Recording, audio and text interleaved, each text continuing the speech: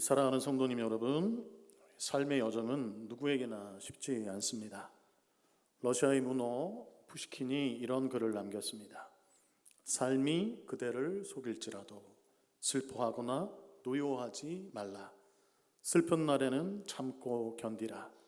즐거운 날이 오고야 말리니 마음은 미래를 바라느니 현재는 한없이 우울한 것. 모든 것 하염없이 사라지나 지나가 버린 것은 그리움이 되리니. 여러분 어떻습니까? 우리 인생의 어떤 본질을 드러내는 것 같지 않습니까? 삶은 종종 우리를 속입니다. 기대한 대로 되지 않고 사랑했던 사람이 떠나기도 하고 정직하게 살았는데 손해를 보기도 합니다. 또 노력만큼은 헛되지 않다고 이야기들을 하지만 노력도 때때로 우리를 속입니다.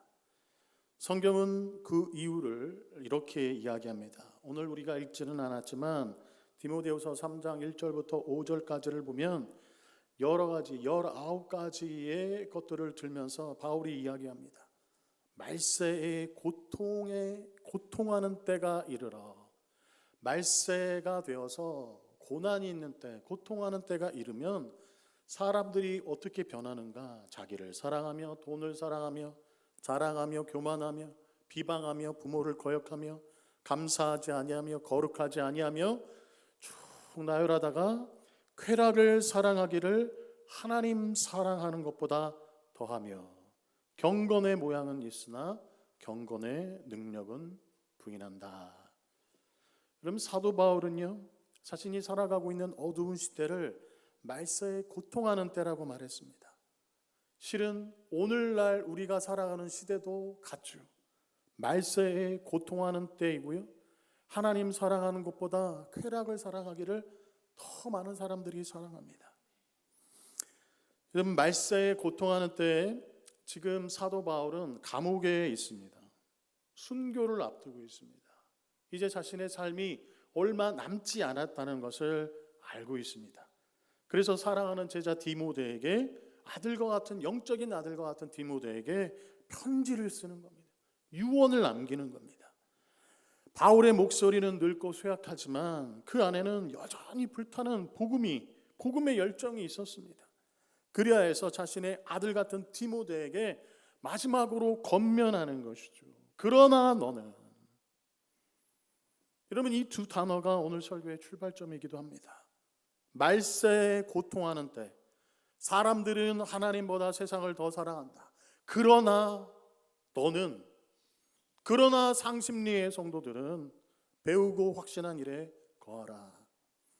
세상은 죄로 어두워지고 사람들은 진리를 떠나지만 그러나 우리는 하나님의 말씀 안에 거해야 할 줄로 믿습니다. 예수 그리스도의 복음의 안에 거하라고 바울이 지금 명령하고 있는 겁니다.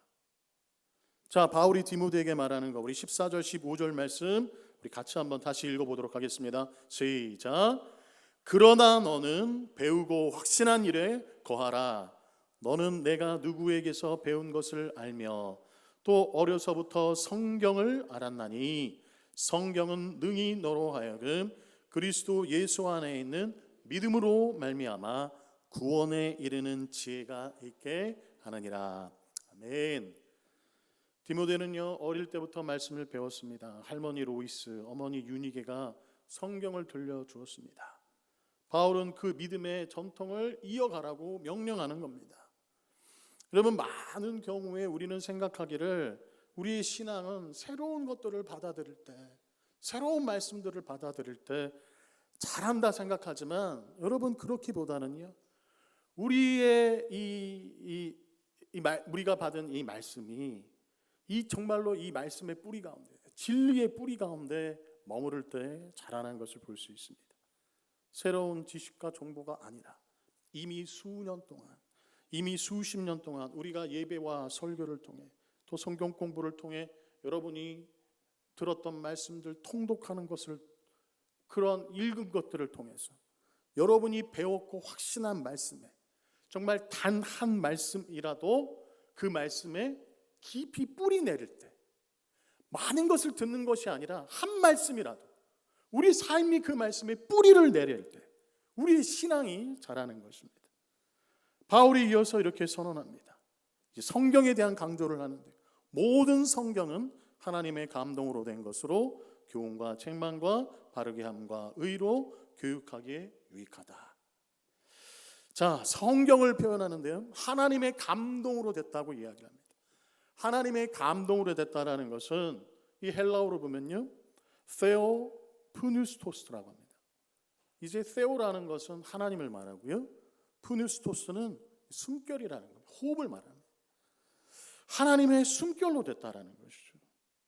여러분, 바울의 이 말씀은 성경의 권위가 세상의 어떤 책과도 비교할 수 없다는 것을 우리로 하여금 깨닫게 합니다. 성경은 여러 훌륭한 사람들이 쓴 그런 종교서적이 아니라는 것이죠. 여러분, 창세기 2장에서 하나님이 흙으로 빚은 아담에게 이 푸노스토스를, 이 생기를, 이 숨결을 불어넣음으로 말미암아서 이 아담이 살아있는 존재가 되게 하셨듯이, 살아계신 하나님께서 당신의 거룩한 숨결을 불어넣으셔서 기록된 하나님의 말씀 그 자체가 바로 무엇이다? 성경이다라는 것입니다. 그렇기 때문에 여러분, 성경의 권위는 절대적입니다. 이 성경 말씀이 우리에게 죄라고 하면 그것이 죄가 되고요, 구원이라고 하면 그것이 구원이 되는 것입니다. 하나님이 지금 이 자리에 임재하셔서 우리가 들을 수 있는 그런 소리로 직접 음성을 내시면서 말씀하시는 것과 같은 그런 똑같은 권위를 가진 것이 바로 무엇인가? 우리가 들고 있는 바로 이 성경이라는 겁니다. 그러한 권위를 이 성경이 갖고 있다는 것이죠. 그리고 이 성경은 영원하신 하나님의 말씀이기에 영원히 변하지 않는 진리라는 것입니다. 자, 그렇다면 여러분, 이 하나님의 숨결이 담긴 성경은 구체적으로 우리의 삶 가운데서 어떤 역할을 하는가? 16절과 17절에 나옵니다. 네 가지가 나오죠. 첫 번째는 교훈입니다. 가르침이죠. 성경은 먼저 우리가 무엇을 믿어야 하고 무엇이 진리인지를 분명하게 가르쳐 줍니다. 교훈합니다. 우리 인생이 가야 할 올바른 길이 무엇인지를 보여주는 지도와도 같은 것이 바로 성경이라는 것이죠. 두 번째로는요, 성경은 책망을 줍니다. 잘못을 지적해 줍니다. 우리가 그 지도에서 벗어나서 잘못된 길로 가고 있을 때 그 길이 아니라고 책망하는 것, 지적을 해주는 것, 그렇게 말하는 경고등과 같은 것이 성경이라는 것입니다. 세 번째는 바르게 합니다. 교정을 시켜줍니다. 성경은 단순히 내가 틀렸다라고만 말하는 것이 아니라 잘못된 길에서 올바른 길로 다시 돌아올 수 있도록 우리의 생각과 행동을 고쳐주는 겁니다. 교정을 시켜줍니다. 방향을 재설정해주는 나침판과 같은 것이죠. 네 번째로는요, 의로 교육합니다. 우리를 훈련시켜줍니다. 그냥 바른 길을 해서 그냥 거기서 머무는 것이 아니라 지치지 않고 그 바른 길, 하나님께서 기뻐하시는 길을 계속해서 걸어나갈 수 있도록 우리의 영적인 인격과 영적인 체력을 튼튼하게 단련시켜 주는 것이 바로 성경이다라는 겁니다. 자, 이러한 일을 하는 성경의 최종 목적이 무엇일까요? 우리 17절 말씀에 답이 있습니다. 우리 17절 말씀 한번 같이 읽어보겠습니다. 시작. 이는 하나님의 사람으로 온전하게 하며 모든 선한 일을 행할 능력을 갖추게 하려 함이라. 아멘.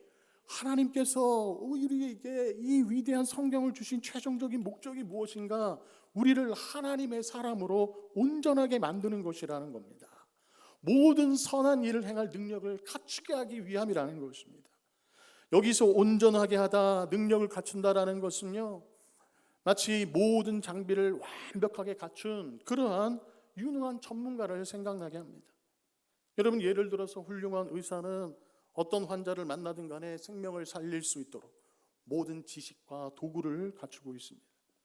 훌륭한 사진작가는요, 어떠한 환경, 어떠한 사람을 만나든 멋진 사진을 찍을 수 있는 그런 상황에 따른 지식들을 다 갖고 있고요, 장비를 갖추고 있습니다. 우리 교회에도 그런 분들이 계시고요. 마찬가지로 하나님께서는 이 성경 말씀을 통해서 우리가 이 혼란스러운 세상 속에서 어떤 문제를 만나든지 간에, 어떠한 사람을 만나든지 간에, 어떠한 상황과 환경을 만나더라도 하나님의 뜻을 이루는 영적인 전문가로, 유능한 하나님의 사람으로 완벽하게 준비시킨다라는 뜻입니다. 여러분, 이 정도 되면 우리 마음 가운데 정말 성경을 읽고자 하는 마음이 일어나야 되지 않겠습니까? 우리가 살아가면서 어떠한 사람을 만나더라도, 어떠한 환경 가운데 놓이더라도, 그리고 어떠한 문제가 닥치더라도 그것을 다 해결할 수 있는 말씀들이 생각나고 방법들이 생각나고 영감이 막 떠오르는, 여러분, 그것이 성경이라면 여러분, 우리가 성경을 항상 붙들고 살아야 하지 않겠습니까? 세상에 이런 책이 어디에 있습니까? 우리의 죄를 용서하고 우리를 구원과 영생의 길로 인도하며 오늘을 살아가는 우리를 단단하게 훈련시키고 이 땅에서 선한 일을 할 능력까지 완벽하게 갖추어주는 그런 책, 여러분, 그러한 책은 성경책밖에 없습니다. 이것이 우리가 이 혼란스러운 시대에 다른 것이 아닌 하나님의 말씀을 붙들어야 하는 이유일 줄로 믿습니다. 바울은 이제 디모데에게 명령합니다. 자, 4장 1절과 2절 말씀, 엄중한 명령을 우리 한번 같이 읽어보겠습니다. 자, 한번 같이 읽어볼까요? 하나님 앞과, 시작.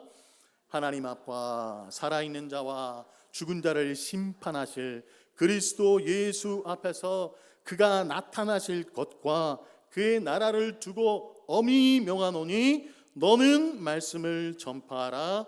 때를 얻든지 못 얻든지. 거기까지만 읽겠습니다. 여러분, 바울이 지금 네 가지를 가지고 이 디모데에게 명령을 합니다.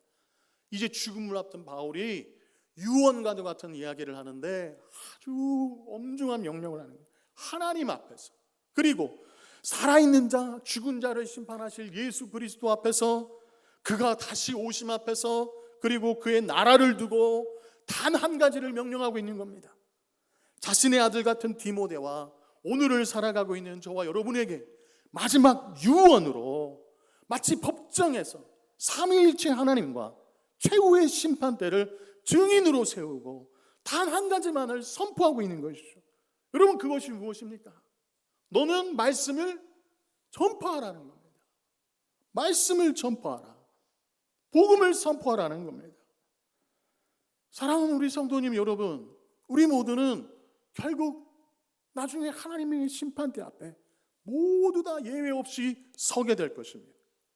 여러분, 그리고 그 심판의 기준, 하나님의 심판대 앞에 섰을 때 우리 삶이 천국이냐 지옥이냐, 잘 살았다 못 살았다, 그 기준이 무엇입니까? 하나님의 말씀입니다.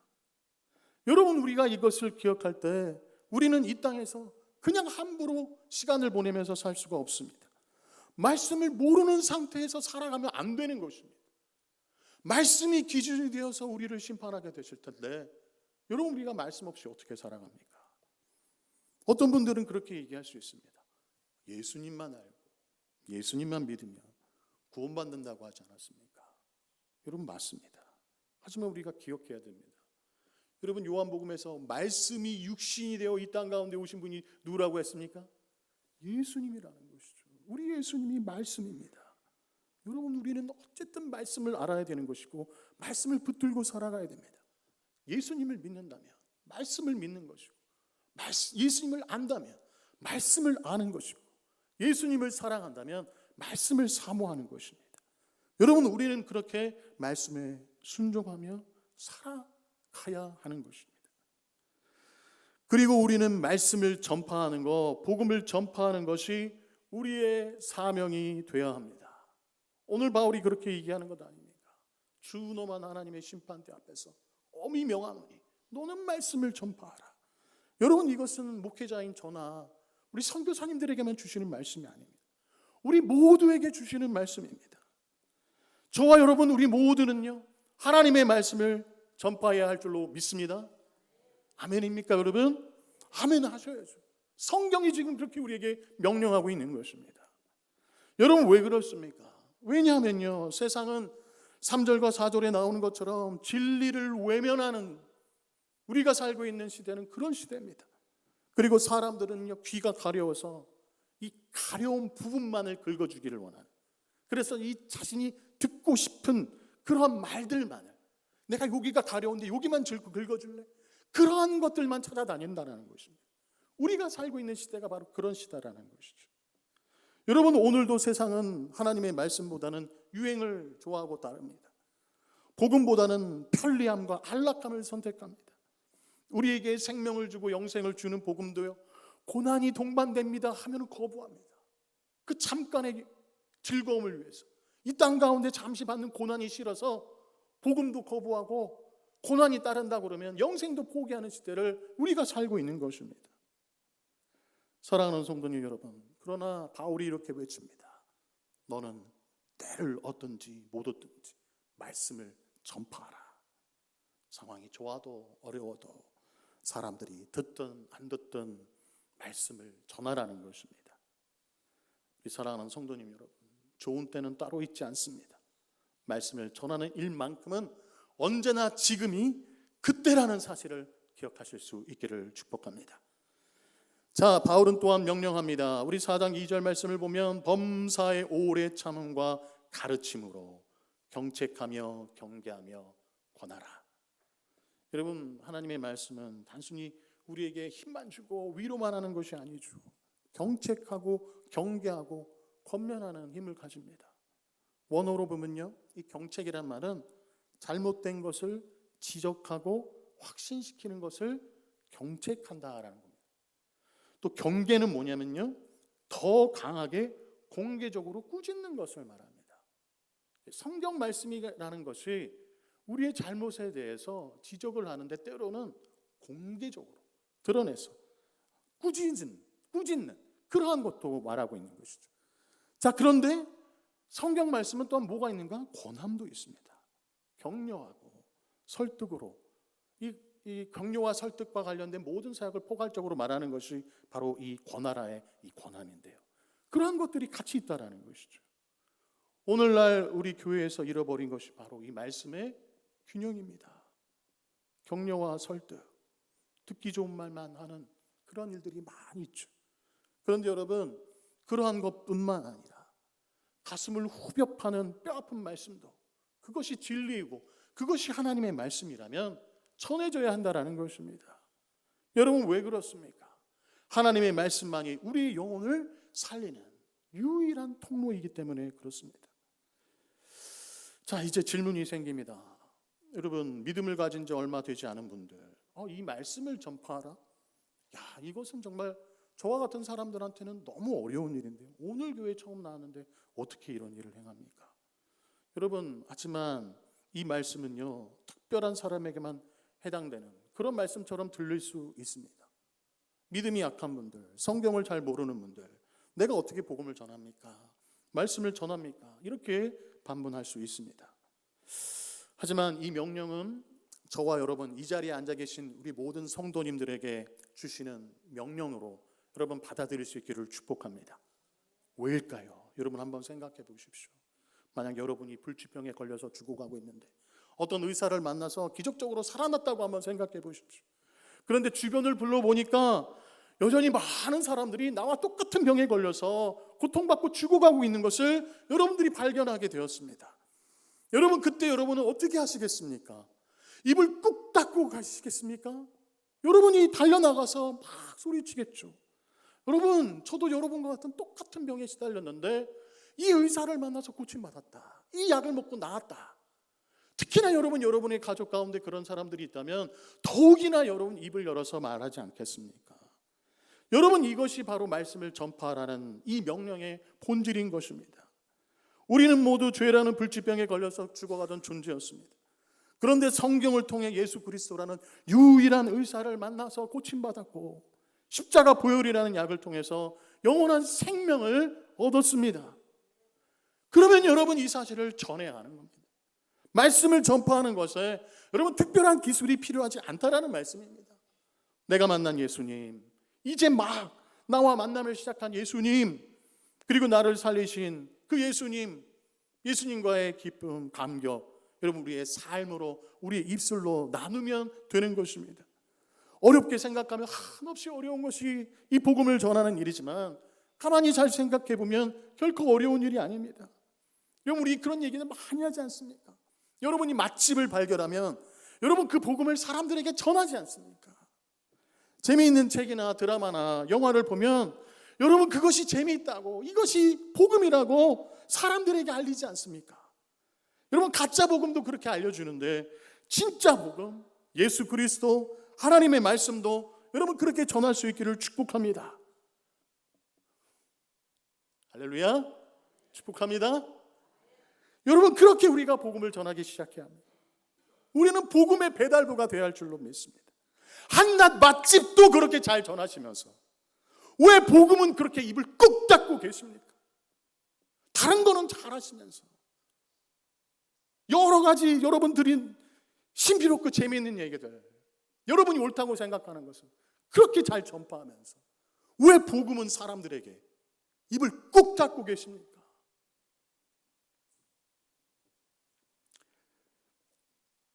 죄송합니다. 제가 너무 흥분했습니다. 이번 11월 30일에 우리 가수 션이 우리 교회 옵니다. 정말 우여곡절 끝에 여러 가지 일들이 많이 있었었는데요. 오게 되었습니다. 여러분이 기도하고 있는 그 전도 대상자들을 그날 우리가 좀 초대했으면 좋겠습니다.